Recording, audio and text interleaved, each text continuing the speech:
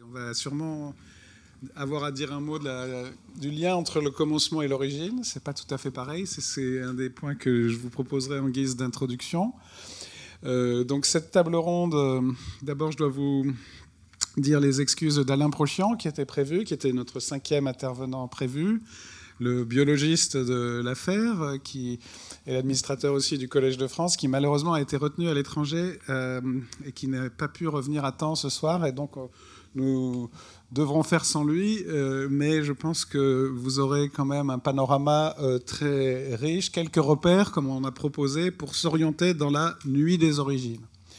Notre idée dans cette table ronde, disons, c'est de faire ce qui va être fait dans tous les exposés de la nuit, mais avec un accent un tout petit peu différent. Dans tous les exposés que vous allez entendre ce soir, il y aura des exemples d'origine tirés de différentes disciplines. Il y aura des différents types d'origines. Vous apprendrez les origines de plein de choses, d'un côté. Et d'un autre côté, vous aurez évidemment des réflexions sur la question de l'origine, sur l'idée d'origine, sur quelle est cette question, à quelle question répond cette notion. Vous aurez ça dans tous les exposés. Et vous aurez ça aussi dans cette table ronde d'ouverture, mais la différence, c'est que dans cette table ronde d'ouverture, on insistera plus sur le second aspect. Chacun des intervenants que je vais avoir le plaisir de vous présenter va vous présenter quelque chose venant de sa discipline, mais en même temps avec cet accent sur un élément de plus de réflexion sur la question de l'origine elle-même. Donc dans cet équilibre un peu entre ces deux aspects, d'exemple d'origine et de réflexivité, de réflexion sur la question de l'origine, pourquoi est-ce qu'on a choisi l'origine comme problème, pourquoi est-ce que ça a suscité un tel enthousiasme et un tel mystère aussi, un tel étonnement de la part de tous ceux qui ont participé à l'organisation de cette nuit, et que je remercie au nom de l'école, évidemment, tous ceux, les intervenants que vous allez entendre, les organisateurs, tous ceux qui participent à la logistique, à l'enregistrement, à toute l'animation que vous allez avoir ce soir. Tout le monde a été pris par cette notion, qui nous a d'ailleurs été proposée par des archéologues. On a un archéologue ce soir. En fait, ça vient de vos collègues archéologues, cette idée de centrer la nuit des sciences et lettres sur l'origine. Cette question un peu réflexive va être plutôt... C'est là-dessus que nous allons plutôt insister ce soir pour essayer de trouver quelques repères, sans perdre le fil de quelques exemples concrets et différents autour de cette question de l'origine. Donc je donnerai la parole dans un instant successivement à Johanna Siméan Germanos, qui enseigne ici à l'école la science politique, qui nous dira certainement ce qu'a de spécifique l'origine pour les sciences politiques et en même temps du coup ce qu'on en apprend pour la question de l'origine en général. Je donnerai ensuite la parole à Jean-Paul Demoule, qui a été, mais est toujours professeur à Paris 1 et surtout est un très grand archéologue qui a écrit un livre important sur l'indo-européen, critiquant l'idée même de peut-être cette question d'une origine indo-européenne. Donc on reviendra sur cette question de ce point de vue-là avec Jean-Paul Demoule. Et ensuite, je passerai la parole à François Ansermet, qui est psychiatre et psychanalyste. Il a été à l'hôpital de Genève et maintenant à Lausanne. Et évidemment, à toute une réflexion sur l'origine, plutôt du point de vue de la psychanalyse, mais appliquée, enfin on y reviendra, notamment sur la question de la procréation. Et cette question que chacun se pose, au fond, de son origine aussi. Et avec le point de vue de François, on aura un troisième point de vue, mais là aussi réflexif, sur la question de l'origine. Moi-même, puisque j'enseigne la philosophie ici, je vais vous proposer en introduction simplement une hypothèse très simple, en quelques mots, qu'ils vont ensuite martyriser, évidemment, sur, comme je le disais, un point très simple, c'est-à-dire à quel problème humain profond répond la notion d'origine. Quel est le problème, au fond, auquel la notion d'origine est chargée de répondre, plus ou moins bien, et à mon avis, d'ailleurs, peut-être plutôt mal, enfin, plutôt mal, ça dépend, mais en tout cas, plutôt peut-être en redoublant le problème au lieu de nous aider à le résoudre. Donc, je vais peut-être être conduit, en tout cas, à critiquer certains usages de la notion d'origine. Et vous allez voir, évidemment, dans cette nuit aussi, je pense, pas mal de critiques de l'idée d'origine. Mais quel est le problème humain profond auquel répond la notion d'origine. Pour moi, c'est un problème très simple. C'est comment quelque chose de temporel, comment quelque chose qui est dans le temps, c'est-à-dire aussi qui a un commencement, parfois un milieu et parfois une fin, qui change en tout cas, comment quelque chose qui est temporel peut-il en même temps avoir une identité ou une essence? Est-ce que c'est compatible avec le changement, avec le fait d'être né quelque part, avec le fait d'être pris dans le temps? Est-ce qu'on peut rendre compatible le fait d'être temporel, d'être pris dans le devenir, et en même temps de revendiquer une identité ou une essence? Ce sont en fait deux choses assez différentes. Si on est pris dans le changement, comme disaient les Grecs, est-ce que je suis vivant ou mort? Finalement, ça va passer de l'un à l'autre, c'est pas une essence stable. Qu'est-ce que je suis vraiment? On veut trouver une identité. La question de l'origine est là pour tenir compte de ces deux aspects à la fois. Il y a une notion qui n'est que du côté du temps, c'est la notion de commencement, justement. Donc, on a tous eu un commencement, mais ça ne prouve pas qu'on a une essence. Il y a une notion qui est que du côté de l'essence, qui est la notion de fondement. Donc, du côté du fondement, on peut avoir, par exemple, une essence, on peut m'imaginer comme étant essentiellement, par exemple, un être humain. Mais alors, pourquoi est-ce que je viens d'autres êtres humains? Est-ce que les êtres humains viennent d'autres animaux? Donc, cette question du fondement, elle est supposée être intemporelle. Eh bien, la notion d'origine, c'est cette notion que les humains ont inventée pour essayer de concilier les deux. C'est-à-dire de mettre une essence dans un événement temporel, dans un point de départ. Et d'ailleurs, pas forcément temporel, ça peut aussi être spatial. Parce qu'il y a des gens qui disent « j'ai des origines, par exemple, bourguignonnes. Moi, j'ai des origines dans le 15e arrondissement, mettons. » Dans mon cas. Bon, ça veut dire que cette contingence d'être né là, d'être dans le temps, tout à coup, j'en fais une essence. Et évidemment, vous le voyez tout de suite, pour le meilleur ou pour le pire. Mais ce qu'il ne faut pas minimiser, à mon avis, et c'est l'hypothèse que je vous propose, c'est que la notion d'origine vient répondre à ce problème très profond et un peu angoissant pour tout le monde, de savoir que nous sommes dans le temps et qu'en même temps, nous cherchons quelque chose qui nous explique, qui nous donne une essence. Et pas seulement, et ça vaut pour nous subjectivement, François en parlera, mais ça vaut aussi pour toutes les choses humaines, finalement. C'est-à-dire, nous sommes français, mettons. Français, ça veut dire quoi? Est-ce que ça veut dire l'histoire qui s'est transformée depuis la Gaule et depuis le truc? Ou bien est-ce que ça veut dire une essence? Certains disent la France, c'est le pays de Descartes et du Camembert. Bon. Qu'on est cartésien. Être cartésien, les Français seraient essentiellement cartésiens. Donc l'origine de la France, ce serait Descartes. Origine, c'est-à-dire un événement, et en même temps une essence. Ça crée beaucoup de problèmes et de mythes. Ce qui est intéressant, c'est de voir, à mon avis, que la question de l'origine, disons, c'est pas exactement ça, la notion d'origine vient répondre à cette question d'essayer de trouver une essence pour des choses temporelles. Et c'est plus ou moins, ça marche plus ou moins. Et évidemment, on a tous des exemples de forçage de l'origine, c'est-à-dire d'essayer vraiment de trouver une essence dans quelque chose qui manifestement est plutôt de l'ordre du changement, c'est-à-dire une date arbitraire ou un lieu ou un événement, une rencontre, mais ça peut aussi être vrai. Peut-être que, disons, l'origine, certains pensent par exemple que l'origine de leur pensée, c'est à un moment donné, ils ont trouvé l'idée de leur vie, l'intuition fondamentale. Ça s'est passé à tel moment, donc ça devrait être un moment parmi d'autres, et en même temps, ça détermine toute ma vie. C'est ce que certains en philosophie appellent l'intuition. Donc je pense que toute cette nuit, nous allons creuser des écarts entre ce rapprochement qui marche plus ou moins entre le temporel et l'essentiel, et les instrumentalisations politiques et autres que ça peut donner. Je vais terminer par deux exemples qui me viennent de deux amis, dont un vient malheureusement de disparaître. Le premier exemple, c'est que je discutais l'autre jour avec un historien que tout le monde connaît ici à l'école et au-delà, bien sûr, François Hartog, qui est président par ailleurs du conseil d'administration de l'école normale, mais qui est évidemment un très grand historien de la Grèce et aussi de régime d'historicité. Il revenait d'un colloque, d'ailleurs pas en Australie, mais à Taïwan, où revient aujourd'hui la question des aborigènes. Je disais, qu'est-ce que c'est que cette notion d'aborigène, que vous connaissez sûrement très bien? Au fond, la notion d'aborigène, elle a été utilisée curieusement par des gens qui souvent sacralisait l'origine spatiale, en disant « je suis d'ici », mais là pour désacraliser l'origine spatiale. C'est-à-dire l'aborigène, l'autochtone, c'est souvent quelqu'un dont on dit « oui, il est né là, il était là le premier », mais ça ne fait pas de lui essentiellement l'Australien, par exemple. Donc, dans la culture coloniale, disons, la notion d'aborigène fait un usage dévalorisant de l'origine spatiale, alors que très souvent, au contraire, on revendique une essence qui tiendrait à ce sol.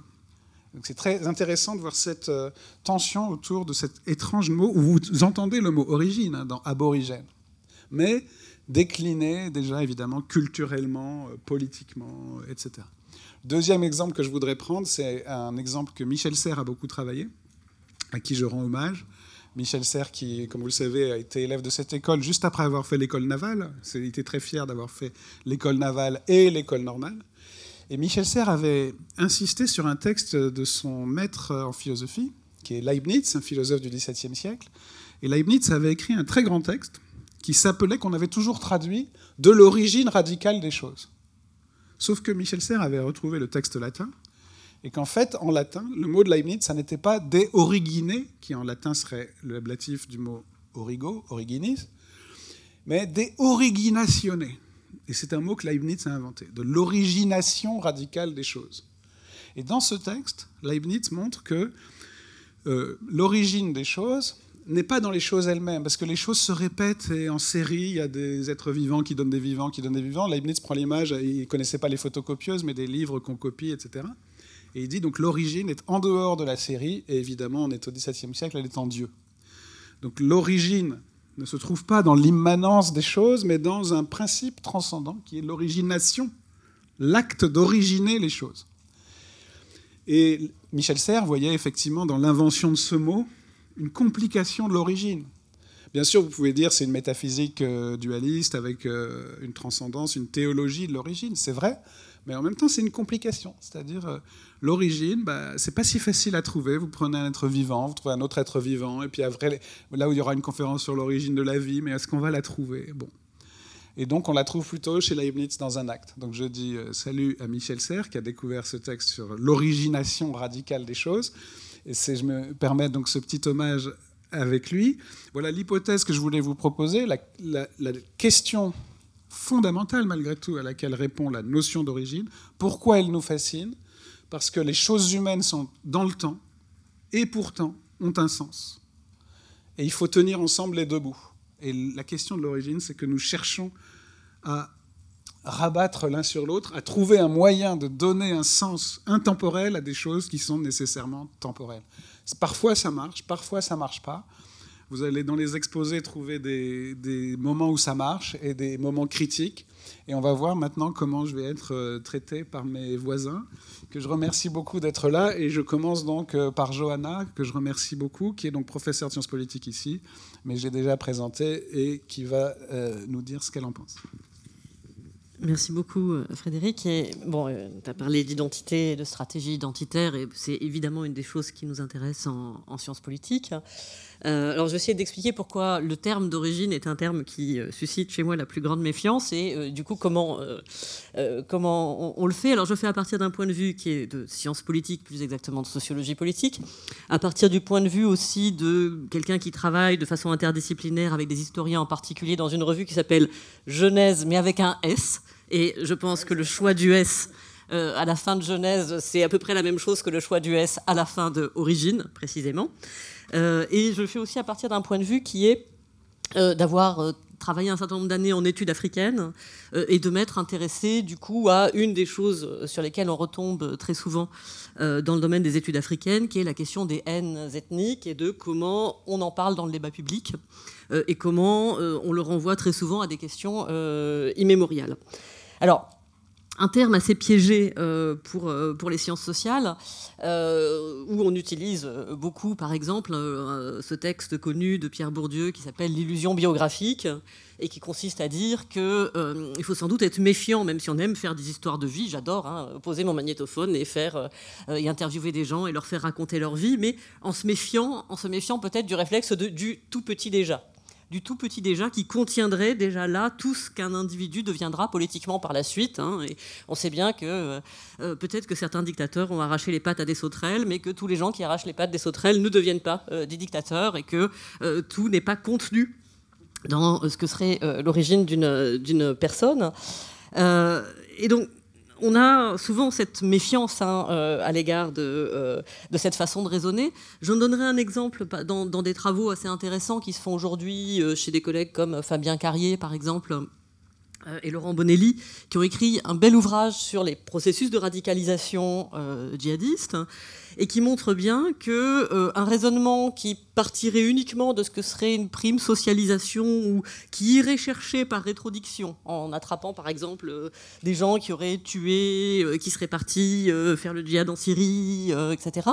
Si on va étudier l'enfance de toutes ces personnes, ou disons leur socialisation, voilà, dans certains cas, bien sûr, on pourra trouver des traces de grands traumatismes, de familles complètement déstructurées. C'est une partie du corpus. Sauf que ça ne marche pas du tout pour une autre partie. Et ça nous dit que la quête, peut-être un peu obsessionnelle, des origines comme contenant ce que quelqu'un va devenir, elle est peut-être faussée, et que c'est parfois à l'inverse, quand on a été un trop bon élève, que tout attendait, qu'on bute à certains moments sur une façon de vouloir être dans une virtuosité du rapport au savoir, du rapport à l'islam, qu'on peut basculer de la même façon aussi que des gens qui vont connaître des parcours de délinquance vont être aussi repérés par des recruteurs du djihadisme qui vont leur proposer une offre de salvation et de réalisation de soi qui pourra leur convenir. Donc c'est un exemple parmi d'autres de peut-être cette méfiance qu'on peut avoir en sciences politiques avec la question de l'origine, surtout sans S. Méfiance aussi, je pense, parce que ça, c'est pas que propre à la science politique. On voit assez bien comment la référence aux origines peut renvoyer les gens au fait qu'ils sont autres. Si vous avez des enfants, peut-être que certains de vos enfants sont rentrés un jour à la maison en vous disant « Maman, c'est quoi mes origines ?» Parce que Machinette, elle a pu dire Mali, Machinette, elle a pu dire je viens d'Inde, mais moi, j'ai pas d'origine.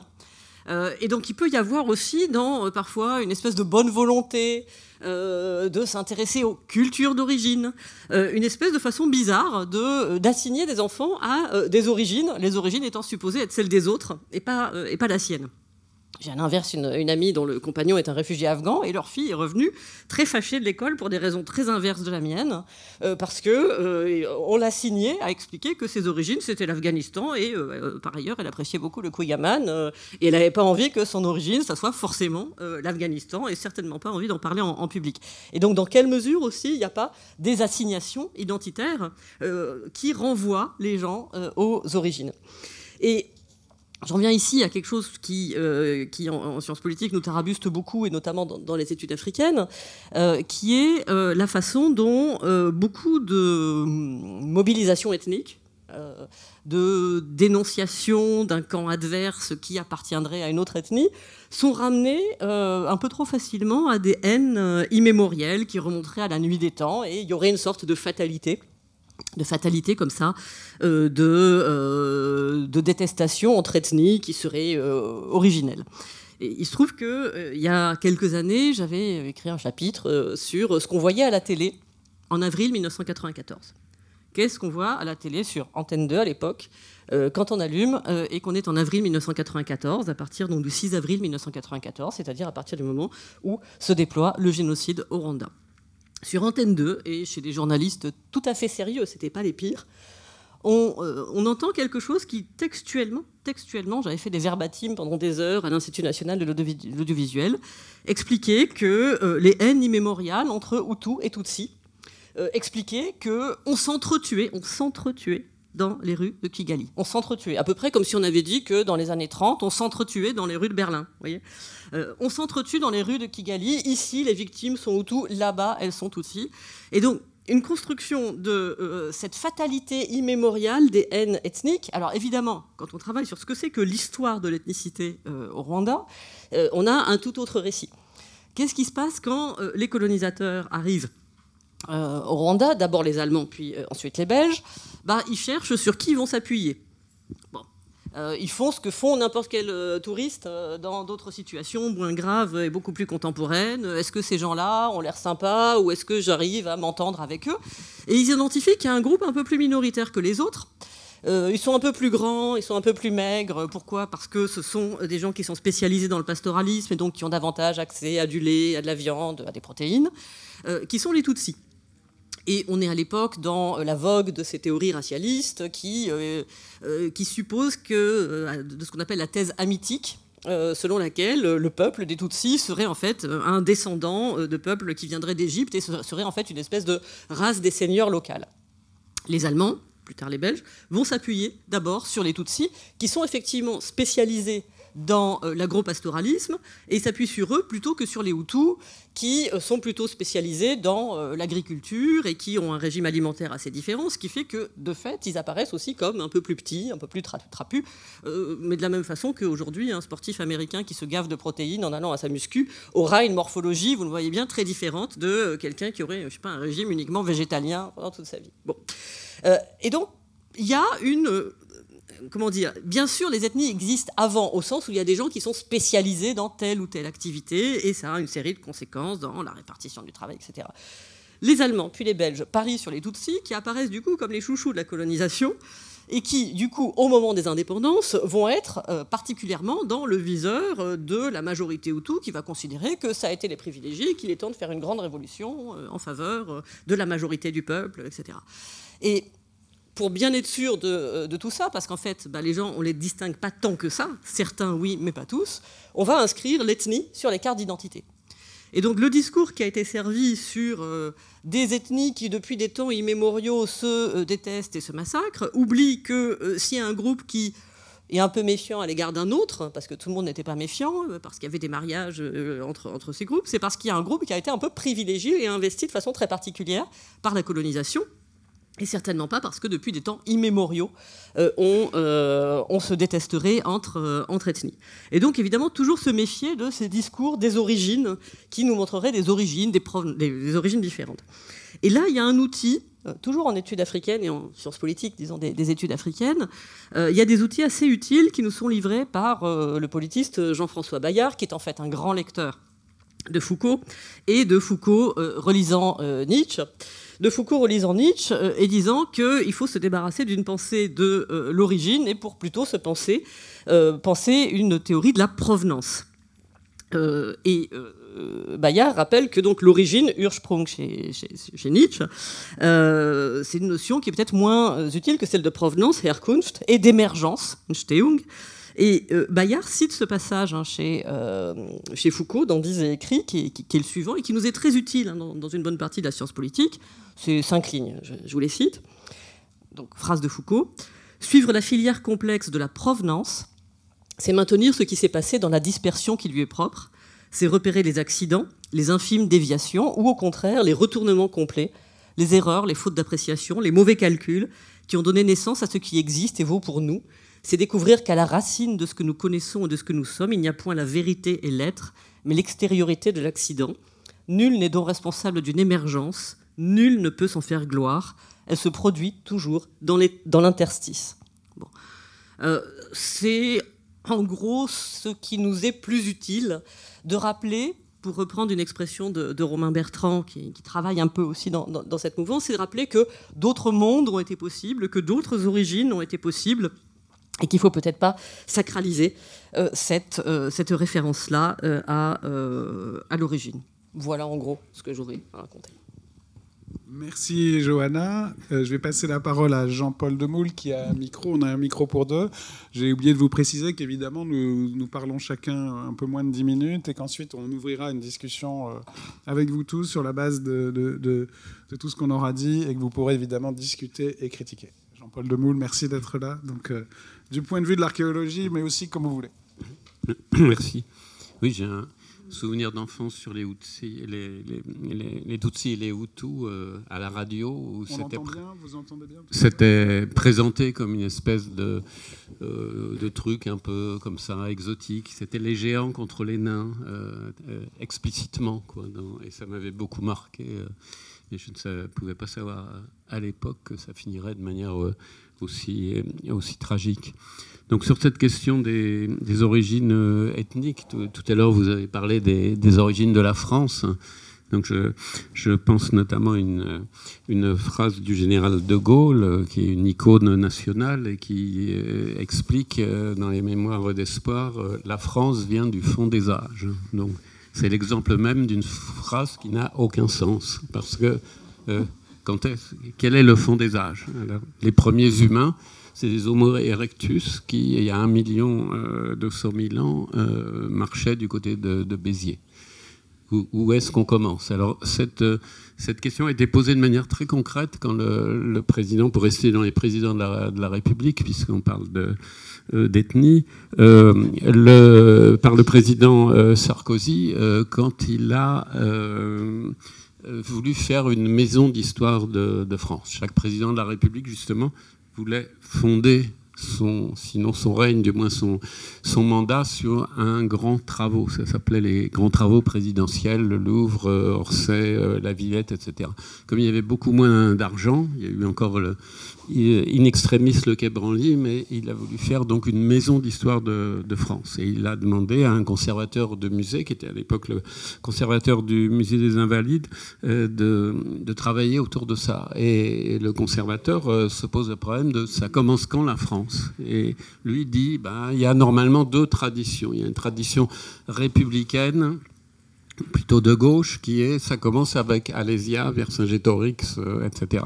Et il y a une tradition plutôt catholique de droite qui est le baptême de Clovis. Et effectivement, beaucoup de gens, dont le général de Gaulle lui-même, parlait des 43 qui ont fait la France ou des 15 siècles qui ont fait la France. Donc là, on commence effectivement avec le baptême de Clovis. Le conservateur, Monsieur Lemoine, s'en est tiré par une pirouette en disant moi je vais commencer avec le traité de Verdun entre les petits-fils de Charlemagne et je vais dire la France s'est faite de Verdun à Verdun. Bon, de toute façon, la maison d'histoire de France finalement ne s'est pas faite du tout, ce qui a réglé la question. Mais ces 2 débuts, ces 2 origines sont intéressantes parce que Alésia, effectivement, quand le musée d'Alésia a été inauguré, nouveau musée construit par l'architecte Tchoumi a été inauguré en mars 2012 par le Premier ministre de l'époque, François Fillon. On a parlé d'une défaite fondatrice. Il a parlé d'une défaite fondatrice. Donc fonder une nation sur une défaite, c'est très compliqué parce que ça commence mal, tout de suite. Et d'autant que les Romains ont gagné, mais ensuite les Romains vont perdre contre les Francs. Puisque Clovis va conquérir le peu qui restait de la Gaule romaine. Mais les Francs eux-mêmes, à leur tour, ils vont disparaître. Je suis en train de parler du français, mais comme vous savez, c'est du latin un peu dégénéré. Donc une histoire de France qui est fondée sur 3 défaites consécutives, c'est très compliqué à gérer, au fond. Et si bien que pour aborder l'archéologie un moment, chaque nation a au cœur de sa capitale un grand musée qui exalte matériellement l'histoire de ce pays. Vous allez à Berlin, à Budapest, à Prague, n'importe où dans le monde, il y a un grand musée avec toute l'histoire et l'archéologie du pays. Donc il montre matériellement ce qui s'est passé sur ce sol et qui le valorise et qui l'authentifie, qui le légitime.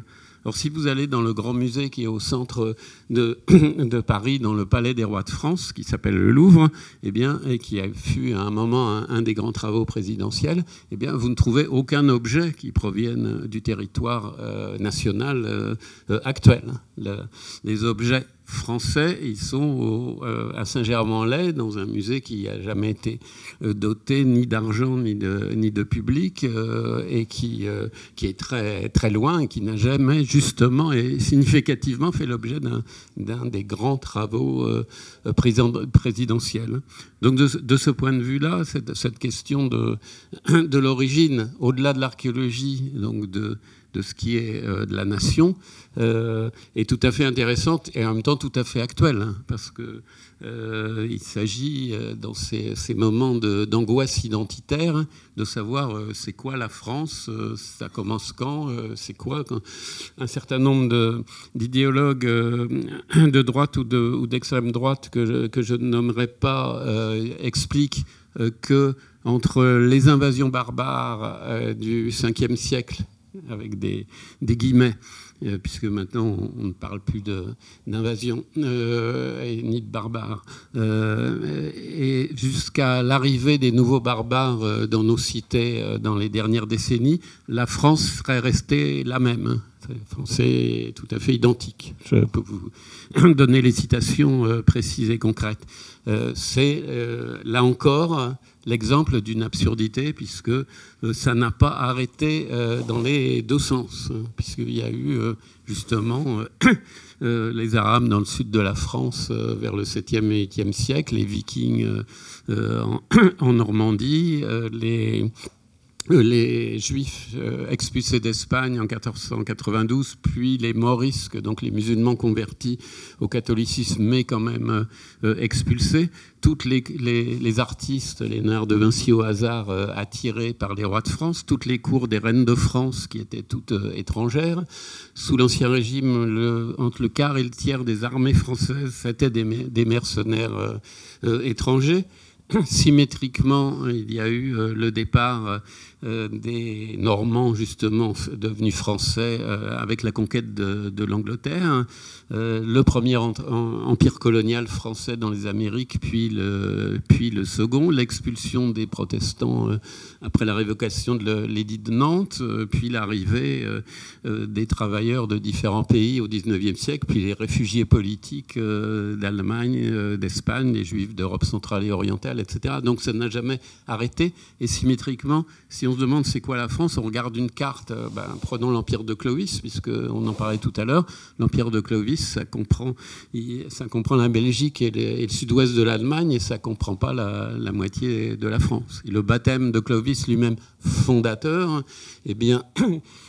Quand Clovis arrive dans la Gaule romaine, l'Empire romain est chrétien et c'est la seule religion autorisée depuis plus d'un siècle par l'édit de Théodose, à l'exclusion de toute autre religion, qui sont interdites, leurs temples détruits ou transformés en église. Donc, l'idée de retourner justement aux origines, ou plutôt à la manipulation des origines, c'est pas seulement un plaisir d'érudit, parce que ça a des conséquences directes sur notre vie actuelle, sur le discours actuel qu'on peut entendre dans différents partis politiques.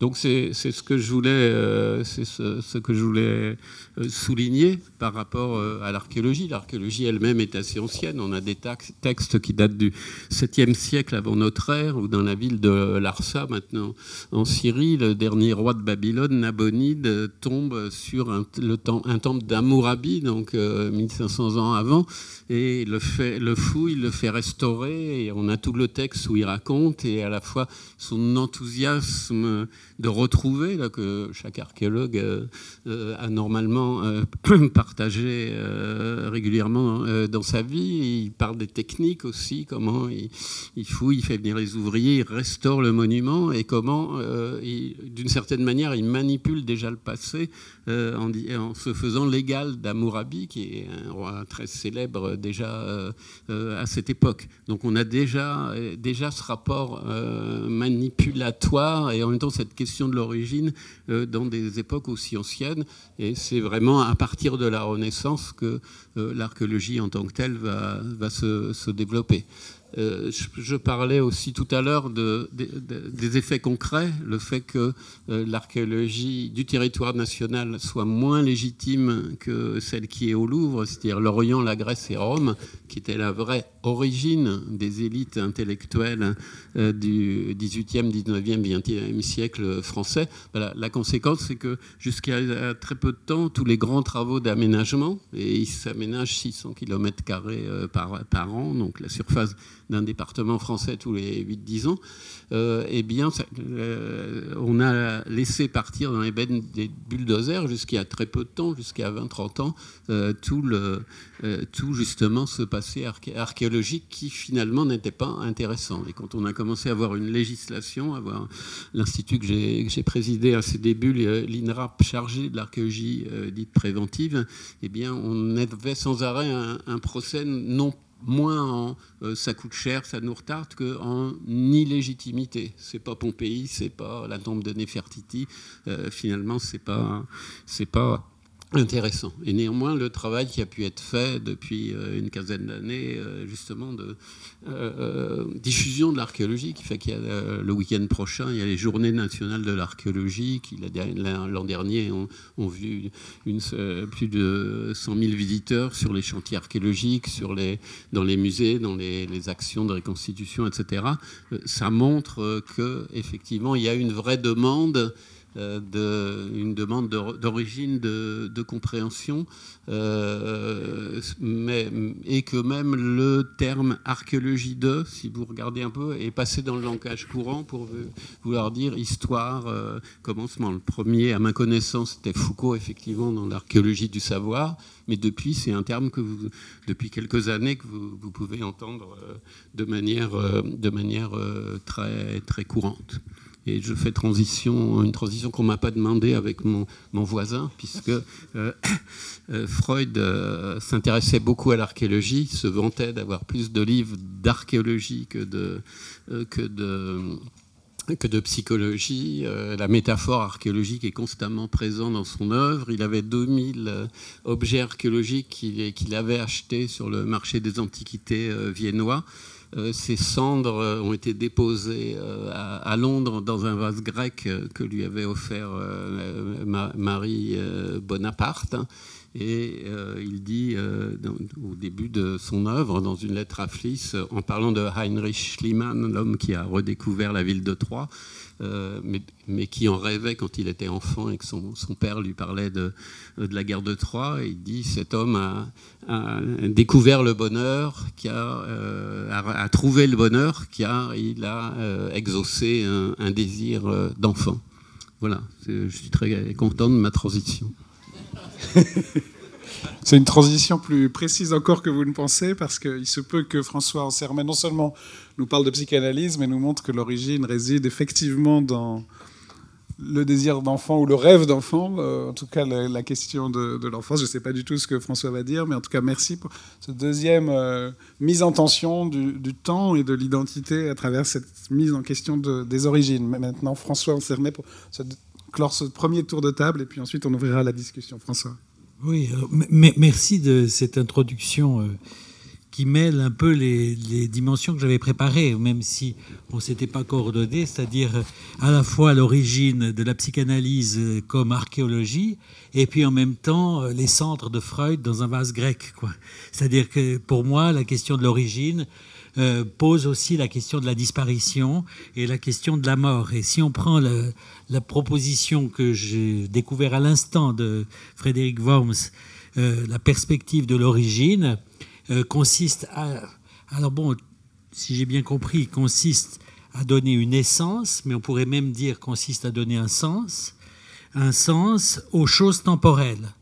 Et donc, qu'est-ce qu'une chose temporelle, si ce n'est qu'une chose marquée par la perspective de sa disparition, c'est-à-dire finalement par la mort.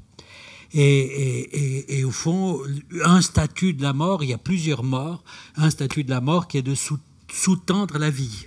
C'est la mort, si on n'est pas mortel, et si la perspective de la mort n'est pas là, on ne se sent pas vivant. Donc, paradoxalement, on pourrait dire que l'origine est dans la mort. Donc, c'est votre introduction du transition est tout à fait parlante. Alors, où situer l'origine ? Faut-il la considérer comme un commencement ? Ou considérer l'origine comme ce qui est avant le commencement ? C'est ce qu'on voit en clinique, comme cette petite fille qui m'avait tellement frappé devant sa mère enceinte, qui questionnait sa mère enceinte, qui essayait de lui expliquer toutes sortes de choses inexplicables à Genève, sur la sexualité, sur le baiser, sur le rapprochement, sur les petites graines, sur les fleurs, sur les pollens et sur les tartines au miel. La petite fille répond, mais bon, de 8 ans, quoi, dans l'iPhone, on voit toutes les positions du Kama Sutra. Donc, franchement, moi, je sais exactement comment ça va. Mais alors, la mère, intriguée, lui demande à cette petite fille, demande, mais qu'est-ce que tu veux savoir? Et la petite fille de dire, avant d'être dans ton ventre, où est-ce que j'étais?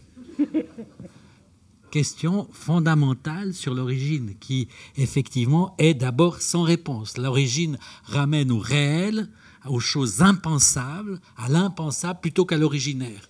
Il y a une sorte de malentendu dans l'origine. On dit, voilà l'origine, c'est le commencement, c'est avant le commencement, mais en fait, on ne sait pas. Alors ma thèse, effectivement, sur l'origine et le temps, à partir de la psychanalyse, suite à l'introduction de Frédéric Worms, c'est que l'origine se joue d'abord maintenant, au présent, dans chaque instant du temps. L'origine, c'est maintenant. Et ça, c'est une perspective très importante en psychanalyse qui pourrait avoir une pente à construire des pièges de causalité en disant ben voilà, c'est pas étonnant avec des parents comme ça donne un enfant comme ci, et puis dans les générations, puis ça se répète, et puis on fait de l'archéologie à peu près de la même manière que vous venez de présenter de qu'est-ce que c'est qu'une nation. Quand on cherche à la trouver, on trouve autre chose. Donc là, l'origine, c'est maintenant. C'est-à-dire que dans l'instant, on est à l'origine de ce que l'on devient. L'instant, chaque instant, c'est au fond une sorte de temps zéro. T0, comme disait Italo Calvino, grand auteur italien, mais fondamental pour la psychanalyse. Temps zéro, c'est une nouvelle d'Italo Calvino, où il y a un chasseur avec une flèche qui tire une flèche sur un lion en train de sauter sur lui, tout seul dans la savane. Et Italo Calvino, de manière très obsessionnelle, développe la balistique de qu'est-ce qui va se passer, c'est-à-dire la flèche a pris tel angle, et puis le lion a pris telle position. Et au fond, il y a un suspense qui dure plusieurs pages. C'est-à-dire, est-ce que la flèche va atteindre le lion qui va tomber brutalement sur le sol de la savane, ou au contraire, est-ce que le lion va tomber sur la tête du chasseur et mordre dans sa cervelle encore tiède? Donc là, on est dans le temps zéro, c'est-à-dire entre deux temps du temps. C'est ça l'enjeu de l'origine. C'est l'entre-deux de ces deux temps du temps. Là où ce qui était n'est plus, fondamentalement, et là où ce qui sera n'est pas encore. Et c'est cet intervalle qui est pour moi un intervalle fondamental dans la clinique, dans la psychanalyse, c'est-à-dire un intervalle où l'origine peut toujours être remise en jeu dans cet intervalle. Effectivement, c'est un intervalle qui engage aussi l'avenir. À partir de cet intervalle, un pari sur l'avenir. C'est-à-dire qu'on pourrait donner une autre version de l'origine en disant l'origine est toujours à venir. C'est-à-dire un avenir qui convoque en lui-même une origine après coup. Quelque chose qui fait qu'on est petit à petit, provisoirement quelque part, comme disait Rilke, le poète, disent des fois mieux les choses que le psychanalyste. On est, pour ainsi dire, provisoirement quelque part, on est naissance, naître, provisoirement quelque part, et c'est peu à peu que nous composons en nous le lieu de notre origine. Donc c'est une longue composition qui est en même temps une invention, pour finalement y naître après coup définitivement.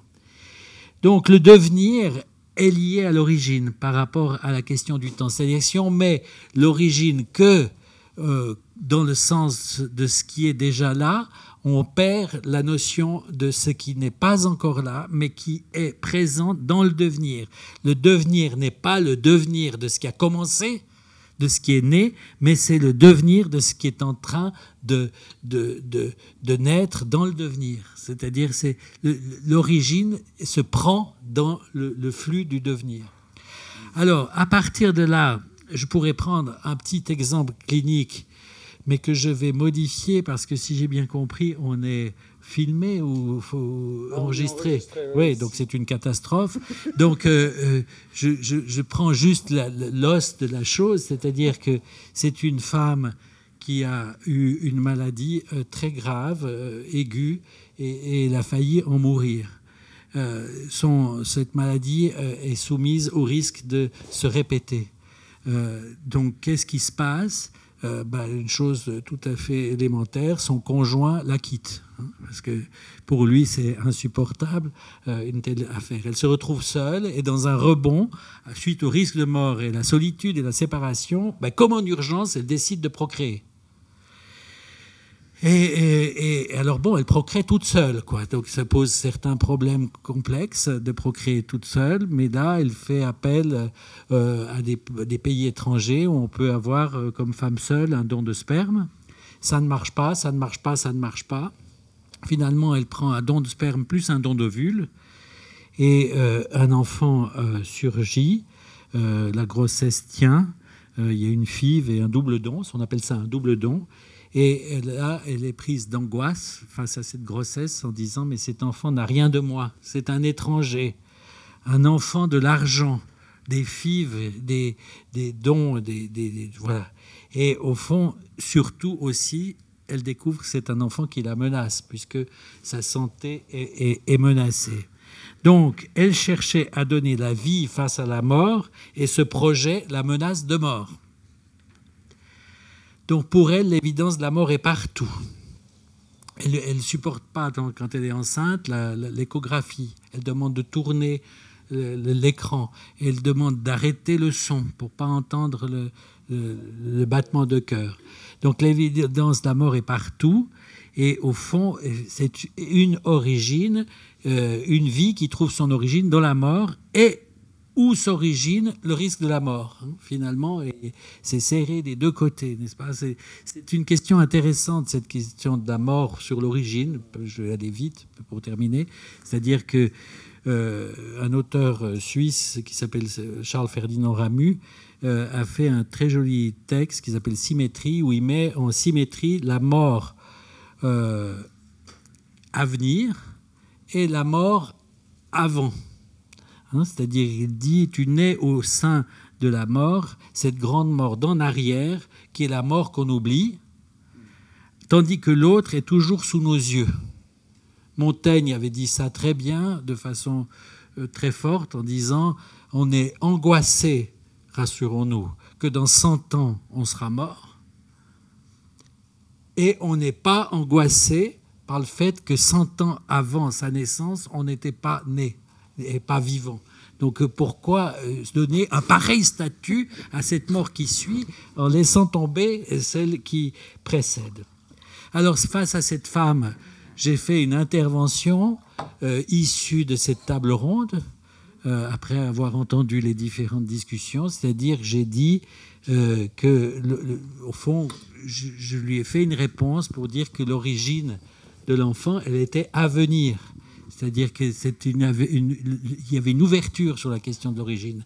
L'origine était ouverte, elle était à venir, c'était une origine en jeu dans les réponses qu'elle pourrait inventer. Et effectivement, cette intervention a déclenché une sorte d'urgence de l'origine chez elle.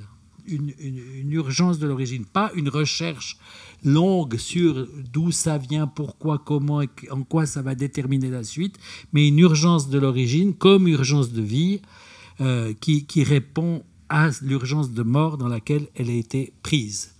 Donc l'origine, je conclus, est encore à venir et est un projet en devenir. Merci infiniment.